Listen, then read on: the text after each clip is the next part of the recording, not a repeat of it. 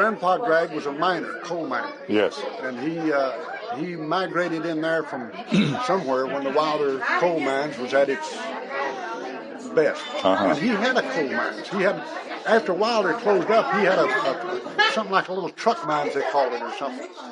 And as well as I remember, back of his house, down that mountainside, in back of his house. A tipple is where these coal miners, like the grandpa had, the truck would take their coal to the tipple and tip over and dump it into a railroad car. That's what okay. A way to get it to the railroad car. Way to get it to the railroad car was they truck the coal to the tipple and turn the tipple upside and pour it in a railroad car out of a truck. Well, you see, there's a lot of controversy going on at that time, pro and con of the union, of the United Mine Workers, and also there was a lot of friction, the old Civil War ride over between the Republicans and the Democrats. Now the Republicans pretty much control that mountain, you know. Grandpa Phillips and Grandpa Gregg was Grandpa Gregg and Fletcher Nard and that the whole bunch of all Republicans. And that had a lot of bearing. And they didn't really want any unions coming up there. That was outsiders to them, you know. Yeah. Coming.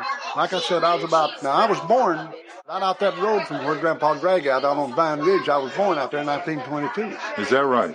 And we moved over into Davidson then. And about the time Grandpa Gregg come in there, they was probably, I'd say, close to 20,000 people in that area. Can you imagine? They had 3 passenger trains a day coming in and out of Wilder. Really? Yeah, 3 passenger trains a day.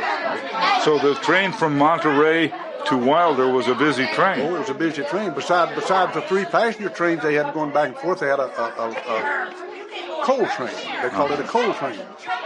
2 big engines would pull a bunch of empty cars in and take a bunch of loaded cars out, you know. And that usually run real early in the morning. Say from 3 o'clock in the morning till about 6 or 7. If they'd bring in empty cars and take out a load. And they'd go these different tipples and pick these loaded cars up, you know. So when the mining broke up and everything, World War II started, and that's which I went to Army at the Navy then. That country started down, and it was just a gradual thing. See, now Grandpa having the grocery store there at Hanging Limb, when the Depression hit, and my dad was a coal miner, same as Grandpa Gregg was. That left them without a job. That's the only thing they knew, coal mining. We went from Dad was a mine foreman at Davis. We went from a good, comfortable, very easy living from Friday night to a 1-room log cabin Monday morning. Because the mine's closed. It happened that fast.